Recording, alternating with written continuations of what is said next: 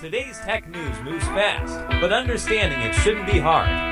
That's why Snarful Solutions Group brings you Connecting the Dots, where we break down what's happening in tech and why it matters to you. Now, let's dive in with your hosts. Imagine waking up, getting behind the wheel of a car, and suddenly realizing you've been completely teleported to downtown Tokyo. Oh, wow.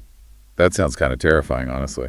Right. I mean, the steering wheel is on the wrong side of the car, the street signs are in a totally different language, the traffic is incredibly dense, and you have absolutely zero map to guide you. Yeah, you'd be completely lost. Exactly. But today, an artificial intelligence is attempting to do exactly that, and it might just, completely change the timeline for the future of transportation. Welcome to Connecting the Dots. I'm Alex. And I'm Morgan. We are broadcasting from the Snarful Solutions Group headquarters right here in Sacramento.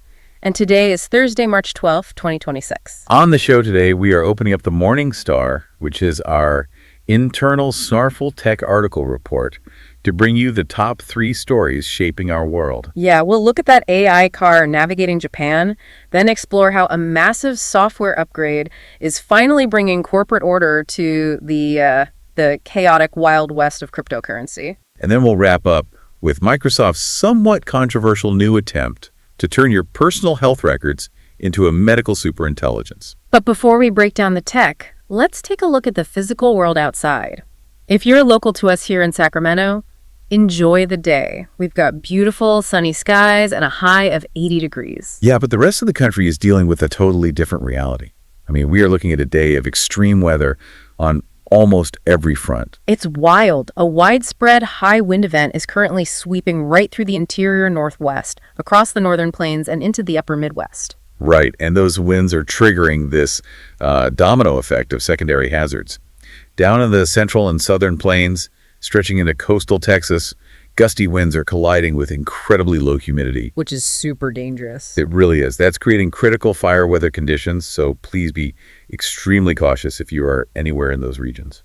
And as if wind and fire weren't enough, there's a massive winter storm tracking across the northern plains right now. It's moving directly over the Great Lakes and just barreling straight into the northeast. Yeah, it's threatening to dump heavy snow and bring sustained wind gusts right through the start of the weekend. Oh. So a lot of you will probably be spending the next few days indoors. Probably a good call. Let's pivot to the financial markets, which, the screens are basically flashing red across the board today. Yeah, it was a rough one. The Dow took a pretty significant hit, closing down 431.21 points. That's a 0.91% drop. And the broader market definitely felt the pressure, too. The S&P 500 fell 36.44 points. Even over in the digital assets case, Bitcoin experienced a dip, dropping 295.71 points to close the day at 69,907.05. Well, if watching those market numbers slide has your energy levels dipping, we actually have the perfect solution to get you focused. Today's show is brought to you by Strong Coffee. Yeah, I mean, most of us rely on a morning cup just to get going, but traditional coffee often leaves you with jitters and then, that really harsh mid-afternoon crash. Which is the worst. But Strong Coffee completely engineers around that problem. It's a premium instant coffee that actually tastes like a high-quality traditional brew, but it is packed with 15 grams of protein to keep you satiated. Plus, the real magic is in the formulation. They include MCTs, which are medium-chain triglycerides. That's a specific type of fat your body instantly converts into clean brain fuel. Right. And they pair that alongside adaptogens like ashwagandha to naturally help your body manage stress. The result is a clean, sustained energy curve that keeps you locked in, completely without the nervous energy. To upgrade your morning routine, use promo code SNARFUL for 20% off your entire purchase at strongcoffeecompany.com. That is promo code SNARFUL for 20% off. All right, let's jump right into our first story from the Morning Star, which takes us directly to those complex streets of Japan we were talking about earlier. All right, so Nuro, which is a major U.S.-based autonomous vehicle startup backed by heavyweights like NVIDIA, Uber, and Toyota, well, they just announced they're officially testing their self-driving cars on the public roads of Tokyo. And this represents their very first international deployment, right? As they kind of battle competitors like Waymo and Zoox. Exactly.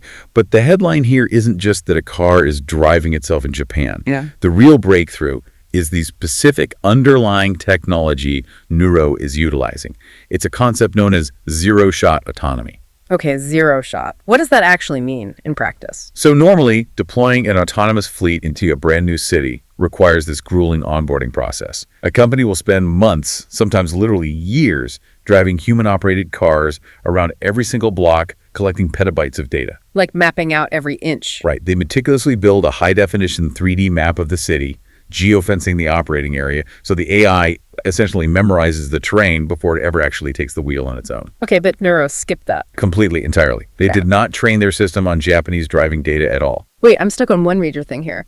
If an AI doesn't have a pre-programmed map, how does it know, like, that a left turn is actually legal at a specific complex intersection in Tokyo? I mean, Japan has left-side driving, entirely different road signs, and is just reading things in real time and hoping for the best. It's relying on generalized visual foundation models rather than rote memorization. So instead of asking the AI, what does this specific street corner look like in our database? The software is processing real-time video feeds to understand the implicit rules of the scene. Oh, wow. Yeah. It watches the flow of local traffic, identifies lane logic dynamically, and deduces the local rules of the road completely on the fly. So it's basically learning the fundamental physics of driving rather than just memorizing a map? Precisely. It understands object permanence, vector prediction, momentum. Yep. It knows what a pedestrian is, regardless of whether that pedestrian is crossing the street in Houston or Shinjuku. Okay, so going back to that analogy of dropping an experienced American driver into downtown Tokyo, the human driver doesn't suddenly forget how a steering wheel works or how brake pads engage. Right. They just take their foundational knowledge of vehicle operation and instantly adapt their spatial awareness to totally new rules. And Nuro is attempting to replicate that human adaptability in silicon. Exactly. And they didn't just ship hardware overseas completely blind.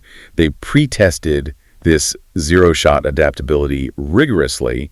They utilized closed courses in Las Vegas and ran massive computer simulations to test the model's reaction to unfamiliar scenarios. Right, before hitting the actual streets of Tokyo. Right. And currently, on the roads in Tokyo, they still have human safety operators sitting behind the wheel as a safeguard during these initial public road tests. Got it. So if you're sitting in traffic on your commute right now listening to this, you might be wondering why a robotaxi test in Japan impacts you. Yeah, it seems far away. But the answer comes down to deployment speed. The biggest bottleneck in the autonomous vehicle industry is that tedious local mapping process. If zero-shot, geography-agnostic AI actually proves reliable, a company won't need to spend 2 years mapping your specific hometown before offering a service. They can literally just deploy a software update. Exactly. We could see self-driving technology arrive in your hometown exponentially faster than previously thought. So Nuro is essentially utilizing AI to solve the massive complexities of our physical infrastructure. But when we look at the financial world, the chaos isn't physical, it's entirely digital. Right. Which brings us to our second story. Yeah, traditional accounting systems are completely unequipped to handle the complex infrastructure of cryptocurrency. But Cryptio, a specialized crypto accounting startup, just secured a massive $45 million Series B funding round. Wow, $45 million. Yeah, led by Blackfin Capital Partners and Sentinel Global. And they've evolved from this niche service for small Web3 projects into a total enterprise juggernaut with over 450 clients. Which is huge. It is. Their roster now includes the stablecoin issuer Circle and even traditional banking giants like Societe Generale. Okay, let me play the skeptic for a second.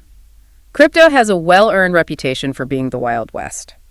Why is basic accounting software for this space suddenly worth a $45 million investment? That's a great question. It's because the underlying data structure of a blockchain is an absolute nightmare for a traditional corporate accountant. A standard bank account is just a neat ledger of debits and credits. Right. Nice and clean.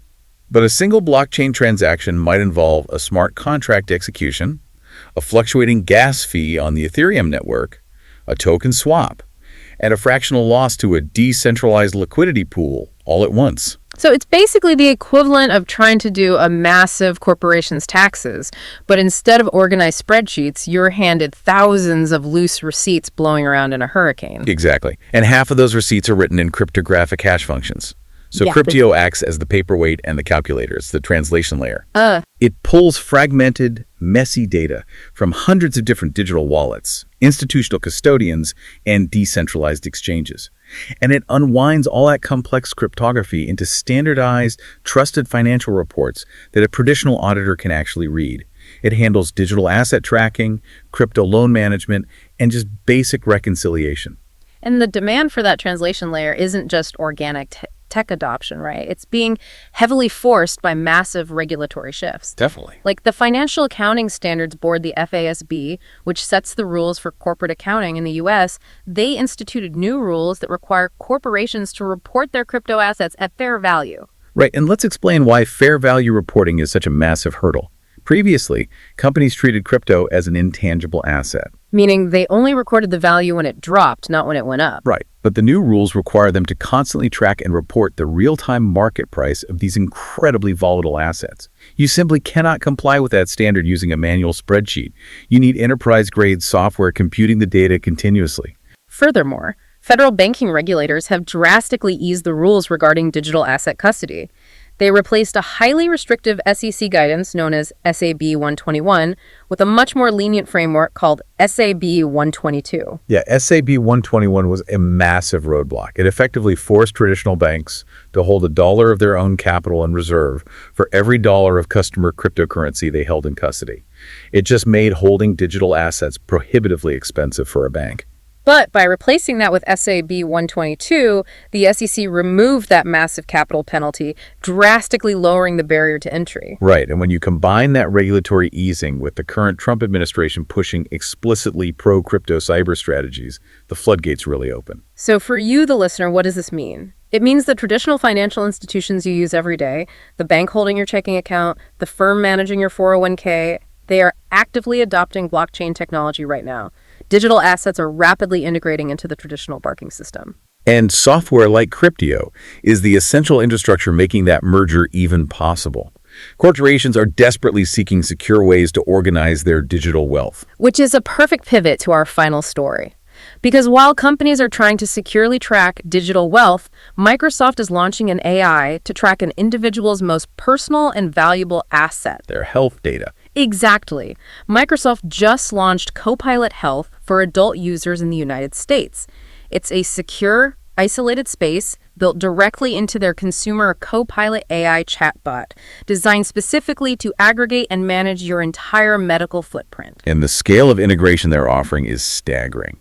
Through a program called HealthX, Microsoft allows users to pull in medical records from over 50,000 hospitals and healthcare organizations. 50,000, that's incredible. Yeah, you can import your lab results, scan in doctor's notes, and connect the AI directly to data from wearables like your Apple Watch, Oura Ring, or Fitbit. I mean, Microsoft AI CEO Mustafa Suleyman actually described this launch as the cusp of a medical superintelligence. But we should be clear, the VP of Health at Microsoft AI, Dr. Dominic King, is drawing a very hard line regarding its actual capabilities. Right. This AI is not a doctor. It cannot diagnose a condition, and it definitely cannot prescribe medication. It acts more like an incredibly capable 247 medical secretary in your pocket. It uses medical information licensed directly from Harvard Medical School to help you make sense of your data. So you could ask it to translate a dense, confusing blood panel into plain English, or, prepare a list of intelligent questions for an upcoming specialist appointment. It can even help you find a new local doctor who actually accepts your specific insurance. The convenience is totally undeniable. We all know how fractured and frustrating the medical bureaucracy can be. Having an AI organize your fragmented health history into one easily searchable database sounds like a total dream. It does. But we have to talk about the privacy implications here, because they are enormous. Since Copilot Health is a direct-to-consumer software product, it operates completely outside the bounds of HIPAA compliance. Wait, really? Not HIPAA compliant at all? Not at all. And we need to pause and emphasize what that means. When you visit a hospital or a licensed doctor, your data is fiercely protected by the Federal Health Insurance Portability and Accountability Act. Right. ICAI violations carry massive financial penalties and even potential prison time. Exactly. But when you voluntarily take those exact same medical records and upload them to a tech company's consumer chatbot, those federal privacy shields just vanish. You are stepping into a legal gray area. You are essentially trusting one of the largest tech corporations on Earth with your most intimate, sensitive data completely without the safety net of federal healthcare law. And we've seen time and time again that tech companies quietly update their terms of service or shift their privacy policies when business models change. Microsoft is definitely well aware of the skepticism, though, and they're implementing significant guardrails. They state explicitly that your health data is kept in an isolated sandbox, completely segregated from your standard Copilot searches. Okay, that's good. Yeah, and they guarantee that your biometric and medical data is not being used to train their larger AI models.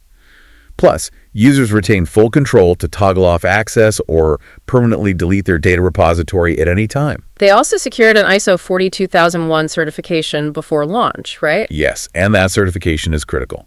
ISO 42001 is the world's first international standard, specifically designed for responsible AI management systems. So achieving it means an independent auditor actually verified that Microsoft has a rigorous, traceable framework in place for this AI. Right. It proves they have continuous risk assessment protocols and can technically demonstrate that user health data isn't bleeding into the public model. But even with an ISO certification, it really just boils down to a massive personal trade-off for the user. AI in healthcare has the genuine potential to untangle frustrating medical bureaucracy and even spot anomalies in your wearable data.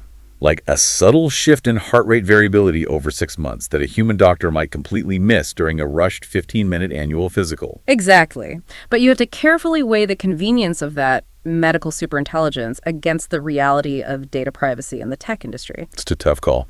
It really is. Now, before we wrap up today, I want to mention our second sponsor, Old Glory. Yeah, if you have a friend or family member who is heavily into tech, but also kind of geeks out over music, pop culture, and sports, you really have to check out Old Glory. They are an iconic music and sports fan merch store, and they have great stuff for your techie friend. It's the perfect place to shop for someone whose tastes are just, hard to pin down. Whether they need a brand new Scony hat or maybe some Pins and Aces golf apparel for the weekend, Old Glory has an incredible selection. And we have a fantastic deal for our listeners. If you use promo code SNARFL at checkout, you get 15% off your entire purchase. That is promo code SNARFL at oldglory.com for 15% off. So looking back at the 3 stories we covered today, a very distinct pattern emerges regarding how technologies is evolving. Definitely. I mean, we looked at Nuro's autonomous vehicles learning to navigate the chaotic physical streets of Tokyo without a map.